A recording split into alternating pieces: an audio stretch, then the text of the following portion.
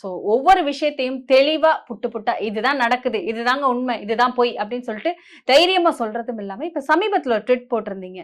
விஜய் வந்து போனதும் இது பொது விழா தானே, அதை எதுக்கு இவ்வளவு பெருசா ஆக்குறீங்க, இது பொது விழா இல்லையா அப்படின்னு சொல்லிட்டு ஒரு விஷயம் கேட்டிருந்தீங்க. அதுக்கு நிறைய பதில்களும் நிறைய இடங்கள்ல சொல்லியிருந்தீங்க சார். இப்ப வந்துட்டு எல்லா இடத்துலயும் பேசக்கூடிய ஒரு விஷயம் வந்துட்டு விஜய் அவர்கள் கால்ல விழுந்தாரா? காலில் விழுந்தத வந்துட்டு கால்ல விழுந்தாரு, கால்ல விழுந்தாரு, அவர் போய் கால புடிச்சு அழுதாரு, அவங்களே சொல்றாங்க. அவருக்கு அதுக்கு ஒரு விஷயம் சொல்லியிருக்காரு.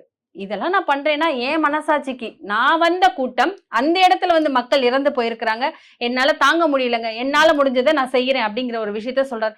இதை இவ்வளவு பெரிய அளவுல பூமாக்கி பெரிய அளவுல பேசுறாங்க, என்ன காரணம்?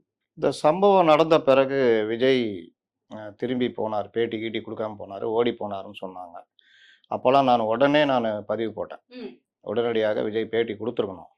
ஏன்னா ஒரு விஷயத்தை தைரியமாக சந்திக்கணும். இவர் மேலே தப்பு இல்லை, இது ஒரு ஆக்சிடெண்ட்டு. அப்போ அது சம்மந்தமாக அவர் தன்னுடைய விளக்கத்தை சொல்லிட்டு போயிருக்கலாம், இல்லை மறுநாள் பேசியிருக்கலாம், இல்லை வீட்டிலேருந்து வீடியோ பேசிடலாம், இல்லை காரில் போகும்போதே வருத்தப்பட்டு ஒரு இது போட்டுடலாம். எதுவுமே செய்யலை, 2 நாள் பொறுத்து போட்டார். நான் அந்த என்னுடைய ட்வீட்லேயே என்ன சொல்லியிருந்தேன், உடனடியாக விஜய் செய்ய வேண்டியது பேட்டி, இறந்த குடும்பத்துக்கு காயமடைந்தவர்களுக்கு இழப்பீடு கொடுக்கணும். இதெல்லாம் இழப்பீடு உடனடியாக அறிவித்தார். அதில் அவருக்கு பெரிய ரிலீஃப் கிடைச்சது. ஏன்னா இல்லாட்டி பெருசாக பண்ணியிருப்பாங்க.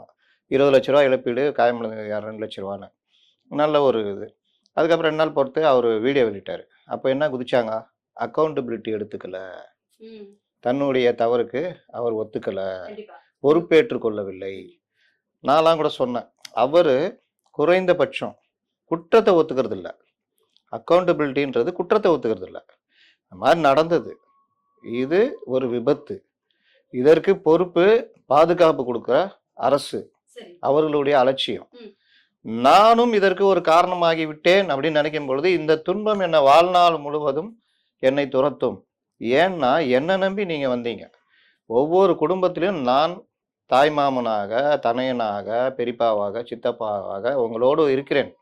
அப்போ உங்களுடைய துன்பம் என்னுடைய துன்பம், உங்களுடைய இழப்பு என்னுடைய இழப்பு. நான் 20 லட்ச ரூபா கொடுத்துருக்கேன், அது ஈடாகாது. வாழ்நாள் முழுவதும் உங்களுக்கு துணை இருப்பேன். ஆனாலும் இந்த விவகாரத்தில் ஒவ்வொருத்தருக்கும் ஏற்பட்ட இழப்புக்கு தனிப்பட்ட முறையில் ஒவ்வொருத்தரிடமும் நான் மன்னிப்பு கேட்டுக்கொள்கிறேன். ஒரு வீடியோ பேசியிருந்தீங்கன்னா அன்னைக்கே பாதி விஷயம் முடிஞ்சிருக்கும். செய்யல, அதுதான் அக்கௌண்டபிலிட்டின்னு இவங்கெல்லாம் சொல்லிட்டு இருந்தாங்க. இப்போ அதே காரியத்தை அவர்களை வரவழைத்து அவர், நீங்கள் பார்த்தீங்கன்னா நான் விசாரித்த வரையிலும் பலரும் என்னிடம் சொன்னது, தாவைக்கால இருக்கவருக்கா சார் நாங்கள் எதிர்பார்க்கவே இல்லை சார் இப்படி இருப்பாருன்னு. ஆள் பாதியாக மெலிஞ்சு போய் ஒடிஞ்சு போய்